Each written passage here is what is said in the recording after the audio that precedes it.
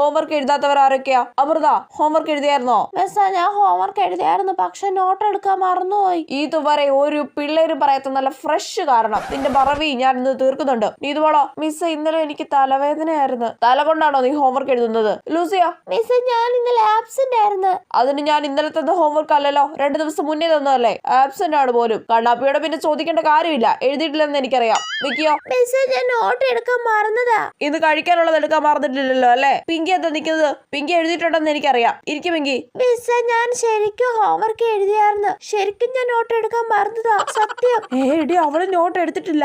അമ്മേ രക്ഷപ്പെട്ട്. എന്താ പിങ്കി ഇതൊക്കെ ശ്രദ്ധിക്കട്ടെ, ഇനി ഇങ്ങനെ ആവർത്തിക്കരുത് കേട്ടോ. ഇല്ല മിസ്സേ. എന്നാ എല്ലാരും ഇരിക്ക്. നാളെ ഹോംവർക്ക് എഴുതിയിട്ട് എല്ലാരും ക്ലാസ്സിൽ കയറിയാൽ മതി കേട്ടല്ലോ. എടി അവള് നോട്ട് എടുക്കാത്തോണ്ട് മാത്രം നമ്മള് രക്ഷപ്പെട്ടല്ലേ എടി? അവള് പറഞ്ഞ അതേ കാരണമല്ലേടി ഞാനും പറഞ്ഞേ, എന്നിട്ട് എനിക്ക് കിട്ടിയത് പുച്ഛം. അതാടി മിസ്സിന്റെ പെറ്റായാലുള്ള ഗുണം. ഷടാ.